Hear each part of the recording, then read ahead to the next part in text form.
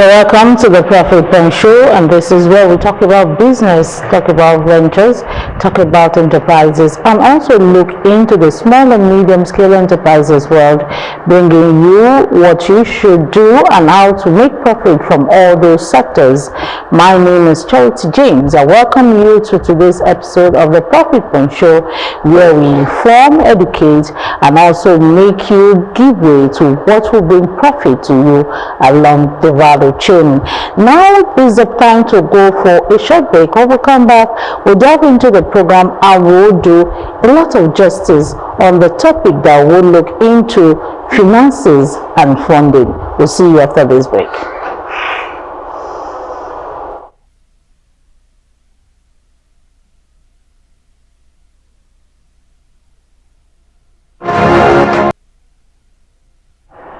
Alright, this is the business review segment of the Profit Pen Show, and now we want to look at this important topic and discuss how you can assess the finances or go into the steps for you to ensure that you get your capital for the business running. How do you sustain your business financially? We have someone in the house who will be analyzing our topic, which is access to finance. We want to look at the challenges and solutions, especially for small and medium scale enterprises.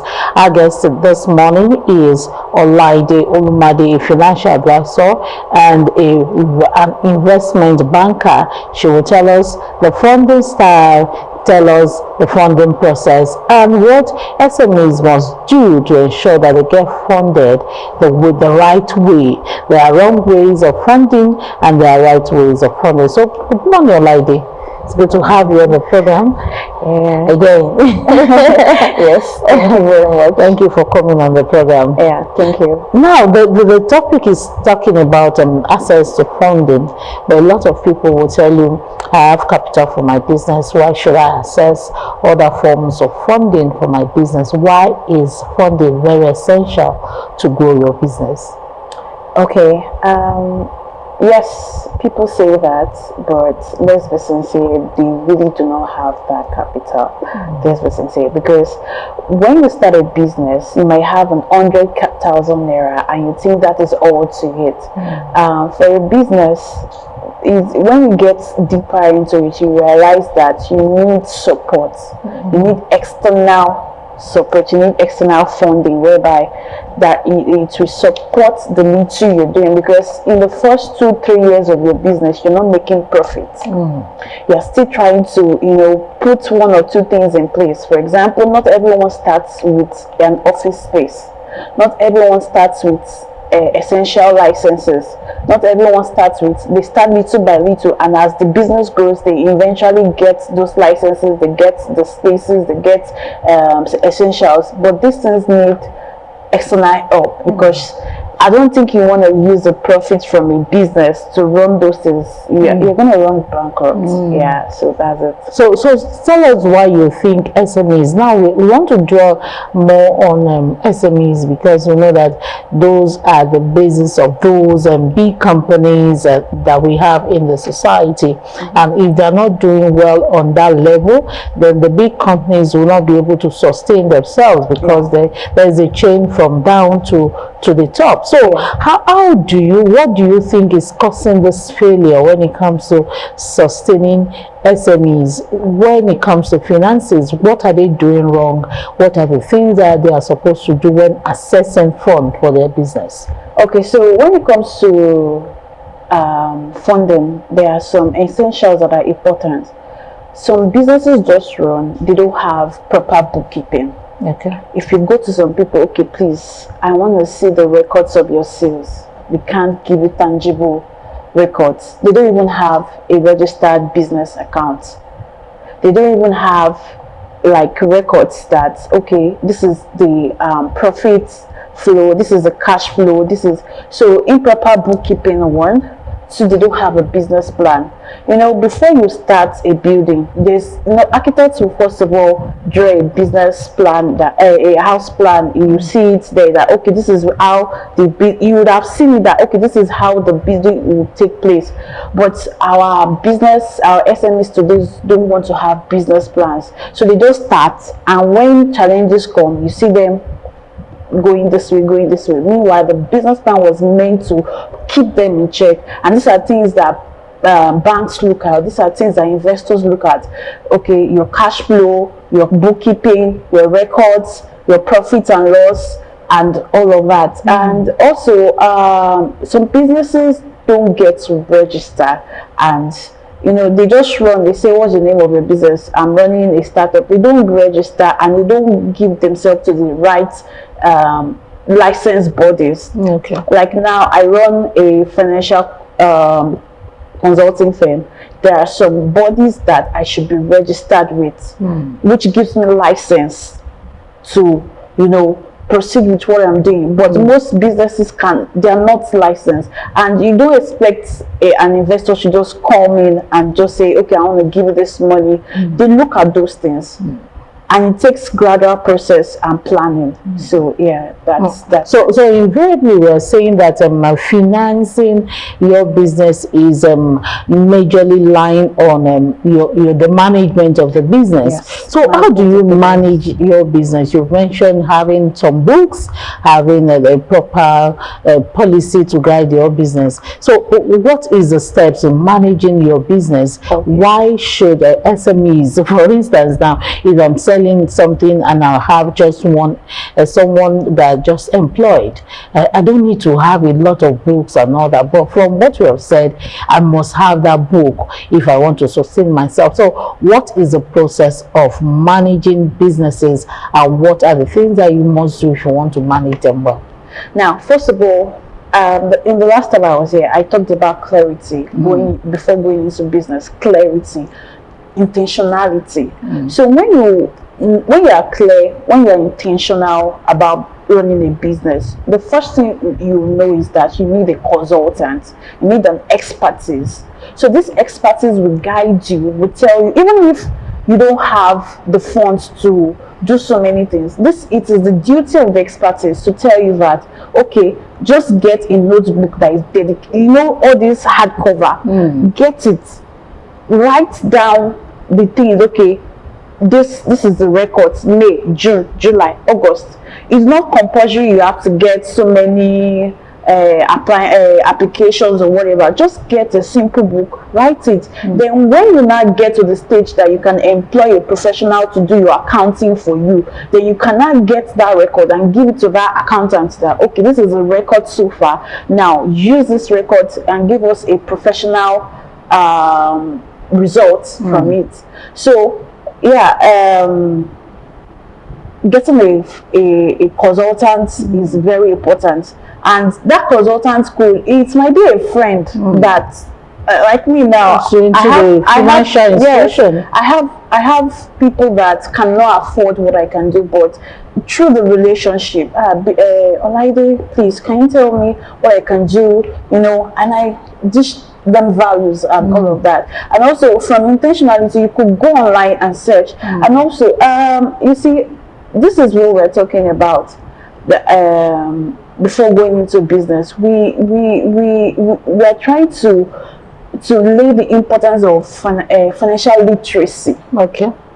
As much as people are saying start small, start your business, if you are, we need people to understand that business is not something you wake up today, you say you want to start doing just because you're hungry. Okay. Just because one idea came into your head, then you want to start business. No, the first thing first is to learn about that thing. First of all, you even have to test that idea, that would the idea work.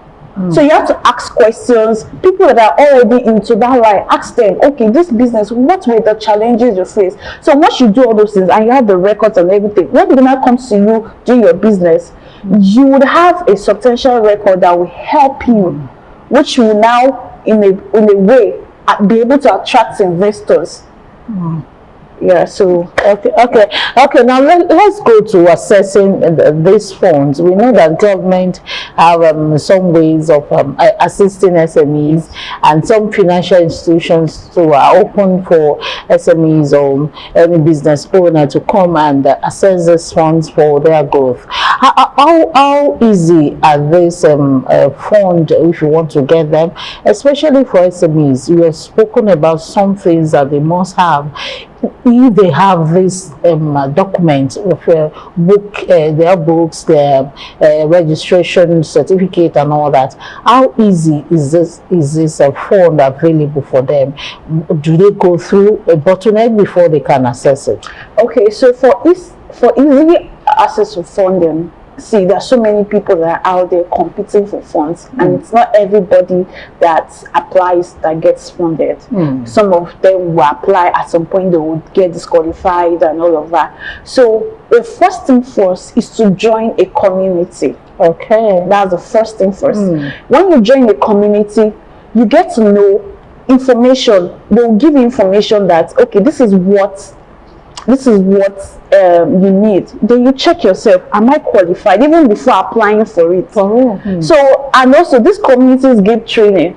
We have May Tech Up, we have Grand Alpha Tech Up that give this incubation periods whereby you come in, they train you, so you get prepared. Everything that an investor will look at, everything an investor will look at, they prepare you for it.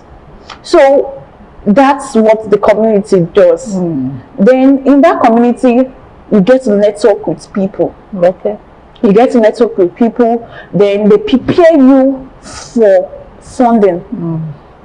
They register. You get your business registered.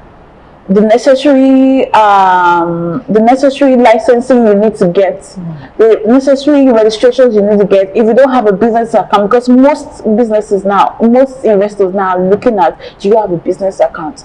They'll tell you, no, I'm not dealing with a business that does not have a business account. So can't separate personal. You separate your personal from, so you have a business account, and then, like I said, your bookkeeping records, your profit and loss, the cash flow, everything, have it recorded, which that incubation period would help you with. So so from there. And we also have accelerator programs. That's for startups, people, businesses that at least have achieved something, but they want to get better insights, because this will tell you how the market is. So this acceleration program will also help you from incubator to accelerator. So once you get there, then when you apply for the funding, you get it. That is, if you've gone through the process properly, then you get that funding. Okay, so invariably there are obstacles that are delaying the accessibility of these funds. Yes. So those obstacles can be overcome with you joining communities of business owners or incubators and all that. Okay, now let's talk about the government now. What is the role of government in ensuring that there are policies that will help in this funding? A lot of business organizations will say that government policies are not even helping, even if they have an institution, financial institution that want to help. The policies that are surrounding that policy of assessing fund will not help them grow, so they are not going there at all. So the government policies for financial loans and all grants and all that, are they friendly? Are they what have you seen about it, and how do you think those who want to use them can use them? Okay, so when it comes to loans, because loans is actually quite easier to access than grants, investors, because those ones you have to go through the process. For loans, all they would just want to see is your traction, your financial traction. But the thing now is, most people that are venturing into business are the young J's. And when we look at this, these people don't have the track record. They don't know banks. If they want to intervene, they look at your track record. Are you capable of repaying that bank loan? So the government policy now, it's not helping out because we, like people in my age brackets, most of us don't have access to that loan. So if government could just help, we have soft loans for business, make it more accessible for, you know, and also the starting capital. I can only, like, look at it now, look at the economic situation of the country, and you are giving 50,000 as a soft loan. Please, what's 50,000 doing? You're saying you want to give Alata 50,000 naira. Like, even what do you want to do with 50,000 naira? Tax people will come, this person will come, logistics will take its own. 50,000 is gone. So we need an increased amount of money, and the interest needs to be reduced. So we need it more accessible, and also so many people, you know, Bank of Industry too helps too. Many of us get scared of getting these loans because of the interest rate at which we get to repay these loans back. So if the government can intervene, that would be very much appreciated. Okay, you're talking about these reforms. Which of these reforms do you think government should change? Since some are not favorably for business owners or SMEs, we know that there's tax rates, there are interest rates, and all that. All of these policies are being enacted by the government, and the financial institutions will have to follow. SMEs will follow. Even the big enterprises will have to follow, and they will use the same policy for all kinds of businesses. So for you have seen a lot of business owners come to you for advice, and you must have seen some policies of the government that is not too good for SMEs. So all these policies, which of them do you think the government should look into and maybe change to the advantage of SMEs? Okay, I would say this current policy about taxes, as you know, let me give myself as an example because I'm also a victim. Okay. Yeah, I wanted to apply for something and they asked me to bring my tax record. I look at myself, I say, at this is my age, what am I doing with tax record? Okay, because I was like, hey, how do I do it? Because age too affects your tax record, because you know, the older you are, the more business. Yeah, the more your how would I say, the more standard or the more experience, your taxes, like more suitable it is. So when I was just like, so I couldn't access that because of my tax record. Okay.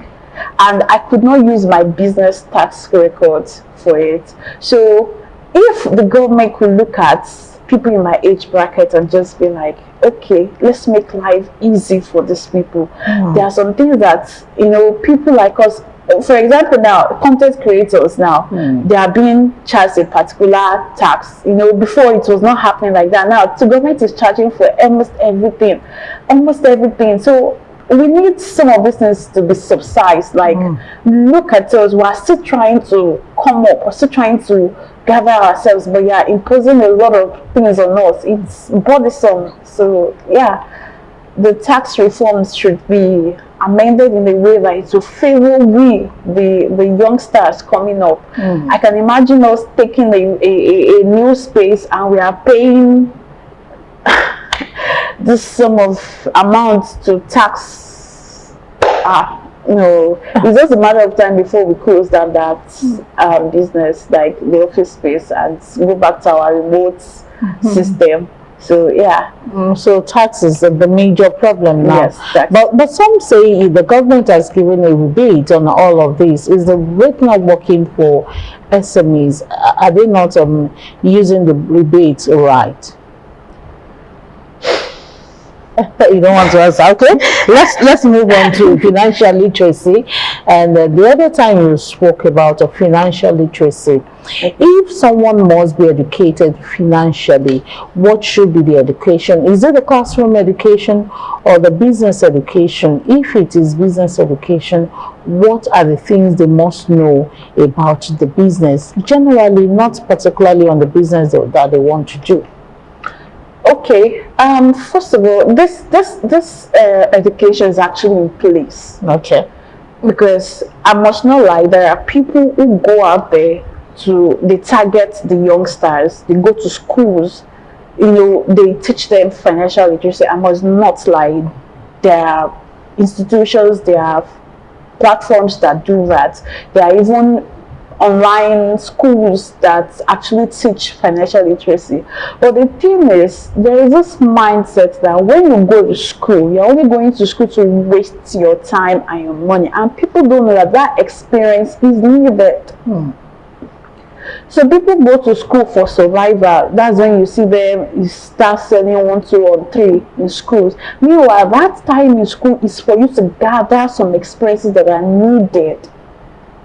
The education we get in school is also something which is needed. By the time you are out of school, when you face the real life test, you'll be able to apply it. So you won't just be like somebody without experience at all. So yeah, I must give it to the Education. the platforms that are giving literacy educations. We have people like Financial Jennifer. She goes to school. She goes to school to talk about financial literacy. If you go to her page, it talks about financial literacy. We have so many of them right there giving financial literacy. So it's not that it's not there.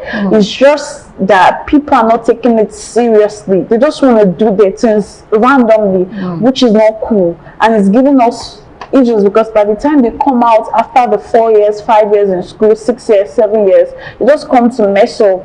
And yeah, so okay. Now let's talk about this financial literacy, how important it is in the business growth. If you are not grounded financial with the education of finances, what is the effect on your business? A lot of people will say they don't really need that education according to what we have discovered, but along the line the sustainability of the business will depend on what they know, or how the technicality of how to go about their business. So why is financial literacy very important to the growth of business and sustainability of businesses? Okay, let me give an example. You see this Igbo men, yeah. Education, we have formal education, we have informal education. So Igbo men really do informal education, which is not really bad. But at some point, you need the formal education, you need certifications, you need that formal knowledge of that your field. You can't tell me you're handling finance and you don't know cost accounting. You don't know sunk accounting. You don't know so many accountants. You don't know so many things. So, for businesses that are existing, for those that did not go through that channel, what they do is to employ professionals. Okay. But how many people can employ professionals? If you want to get an accountant, do you know how much you pay an accountant? So the best thing is, if you know you want to start business, you want to go into business line, just go and learn that. You don't have to go to a finance department. There are courses, certifications courses you could take online, irrespective of who you are. Because I studied computer science, but I'm a financial expertise because I took the certification exam. So it's something that you could go online, apply for the courses, get the courses, read the courses, and apply for the exams. And if you pass, if you do well, you get the certifications. And in the process of that, you also get to meet a network of people in that field. So you're not alone. So the thing is, either you get a professional to handle that side of your business, or you yourself take that pain, that sacrifice of getting yourself certified in that field. At least have a knowledge of what you're doing. Have a knowledge of accounting, have a knowledge of legal practices, have the knowledge of marketing, have the knowledge of this thing, so that when you employ or when you gather people, when you don't have that money to employ these people, at least you're not left dangling up and down, and you have these ideas to yourself to, you know, get these things done. Okay, there's this knowledge we are speaking about. Does it apply to those market women and traders? Are they not in a special space in the trade world? Should they have that education of having the accounting, how to bookkeep, how to do this? And I think it will be too strenuous for them for the kind of business. See, there's always a solution for every problem. You see, for those market women, if you go meet them and you listen to their stories, most of them regret that they are not educated, because the educated ones have really taken advantage of them. I had an encounter one time, and this woman was actually weeping in my front. She said these ladies came to buy something from them and they ripped her off just right in front of her because she could not understand the figures. So if someone like that is being trained, do you think that she would not want to? The only thing is, whatever training you are giving her, you're not just giving her something complex. Okay. Whatever solution you are providing is something that her age, her brain can adjust to. That is the kind of solution you give her. You not give her a complex app to start operating. No. Something simple that if she herself within a month, 2-3 months gets acquainted with it, she picks up and it will get her. But the thing is, how many people are ready for that? But I believe that okay, let's talk about the place of financial advocacy, taking this message of education about finances to people. Now you have identified those traders, and I know that you must have been doing something on how to educate them. So why is it important to advocate for them, or give them awareness about finances and how to grow their businesses? What will happen to the economy if they are grounded with their finances? There is this interview that was done recently, I guess last week, by Madam Rhodes, who is 36 years old, a previous investment banker who owns Aruwa Capital. She said something. She said that the next capital is in the informal sector. And when she said that, I was like, this woman was really, how did she know what I was hoping to? Because you see, it used to be old women and men. The thing is, they just need somebody that is patient enough to see that there is a market in them, that they actually have the capability. Although they too say they are strenuous when it comes to training, because you can start saying this word and they are taking it this way, and it takes time. But it takes someone who understands how the psychology of old people.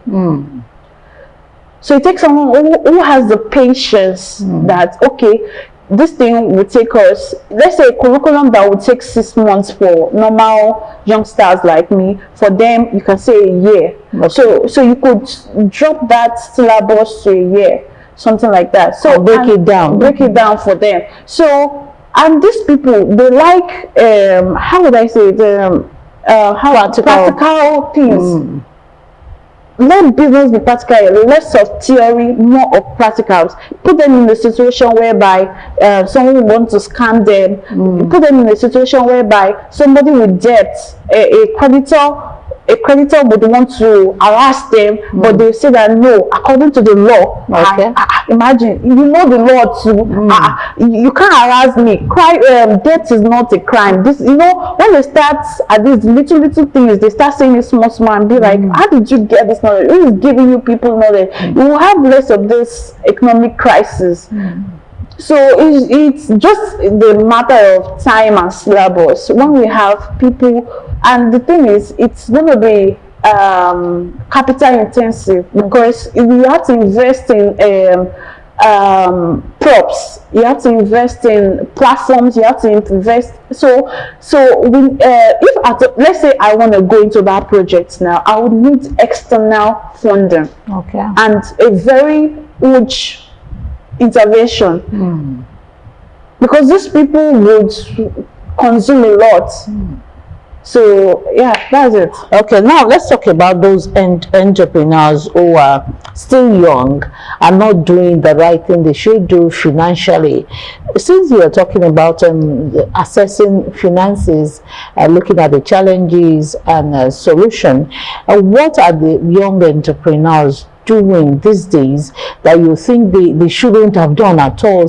They have the education, they have the certification, some even have the online courses certificates, but still they are doing the wrong thing when it comes to financing their business, assessing finances and all that.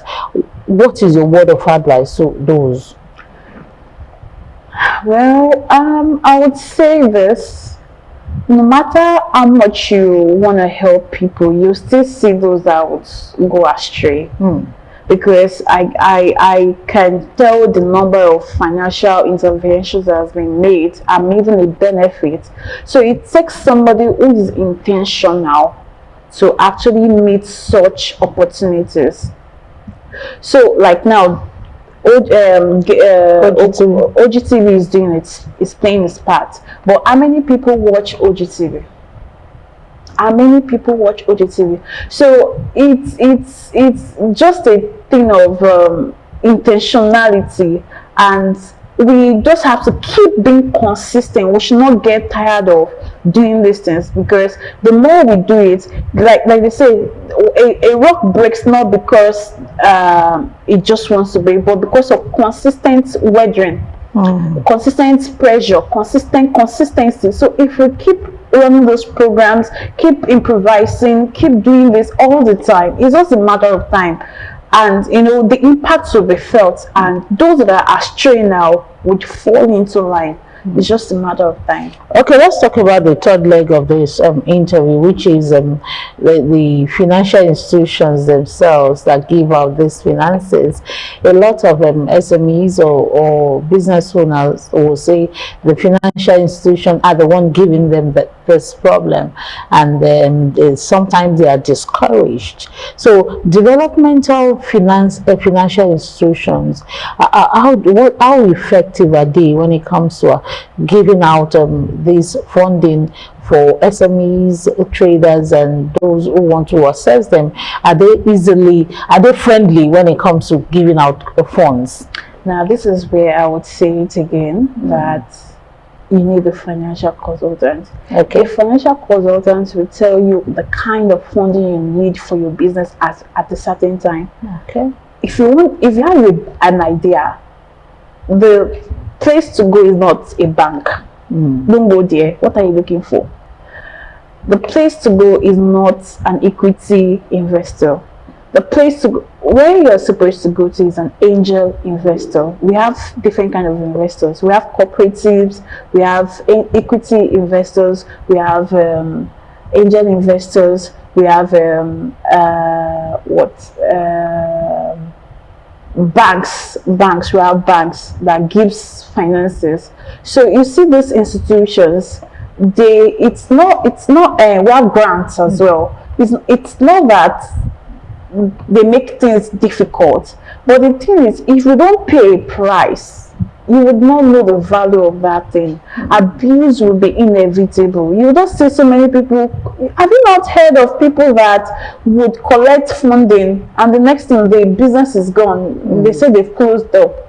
It's because of things like that. So they want all those checks is to make sure that if we give you this funding, are you doing what the business should do? And like I said, when you involve a financial consultant, you get to know that, okay, this business, I've gotten to this stage. We have Series A, Series B, Series C. So you get to know that, okay, we have proceed we have proceed. So when your business is still at proceed, you don't need to go and look for grants. You don't need grants. You need an angel investor. And an angel investor could be you, it could be me, it could be your brother, it could be anybody that believes in the idea of that business. The person could give you 50K for logistics. The person could give you any amount. That person is an angel investor. So, and the thing now is, in this Ogun State, I'm not sure there is an angel investor network. Okay. Because if there are so many businesses now that would have risen up to the top. So, and I'm sure there is one that is trying to come up, and that's Colonial Angels, that is trying to find its way, its path out there. So, I'm talking about Ogun State, because Lagos, they have their own angel networks. These are people that give the funds, you know, they don't ask for anything in return. They just give you for go and start, and they are investors. Yes. What do they stand to gain if they are not collecting anything? That's why I said they are angel. That's why they call them angels. Okay. So they're just coming to push you. Okay.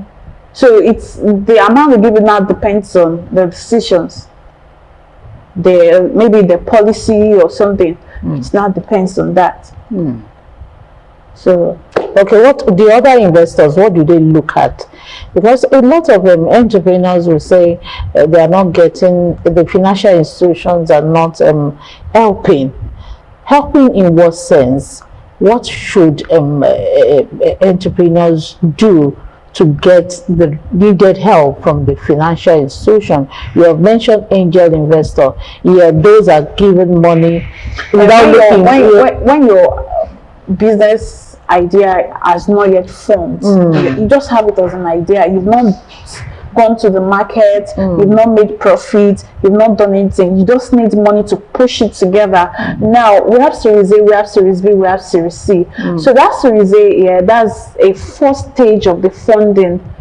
That one, it's your business has gotten to a particular stage. It's no longer an idea. You have an MVP, you've tested the market, you've done this, you've done that. So once you've done that, then the Series B is that you've taken the traction, you are in the market, you have gotten you've gotten the traction, you have that numbers. So then you can now go to equity investors, people that would tell you that, okay, you want to trade this a share of the company to have this amount of money. So, and every investors have their policies. So you can't be an agric startup and you are expecting yourself to be funded by somebody in the fashion. So knowing the kind of business you run and knowing the kind of investor you are running to also matters, and that is why we keep emphasizing of financial literacy. So when you go through these incubations, when you go through these accelerators, you would understand better. So you won't be running in cycles, you won't be facing the challenges anymore, because those things are meant to treat them. You understand? Okay, so lastly, before we go, that means that a lot of SMEs and entrepreneurs are not in the right places when it comes to financing and growing their business. So how do they come into these communities that they need in growing their business? What are they available? If they are available, what is the process for them to come in, and what are the things that they must do if they want to sustain their business using those communities? Okay, all thanks to AI now. And it's common sense to know that Google is your friend. Google is the next place for you to be. So now, once you have a business idea, the first thing is to go online and check for communities, check for networks of people. If you're going into tech, go and check networks of tech. People in tech, you would see them, their communities. Google will bring them out. Join the one that is closer to community. When you join them, then when you meet one-on-one with somebody there, the person would guide you and tell you that, okay, this is how to go about it, this is what to do, and all of that. So it all has to do with, once again, intentionality and clarity of what you want to do. So that's it. Okay, again, before we leave, let's talk about the practical steps. Yes, you have mentioned it earlier on and spoke about it here and there, but practical steps for SMEs to access funds in Nigeria or in those financial institutions, what are they and what should they keep in place when they are going to those places to access maybe loans, grants, and or seek for angel investors? First of all, have a business plan. 2, have your business registered. 3, keep your finance records. And lastly,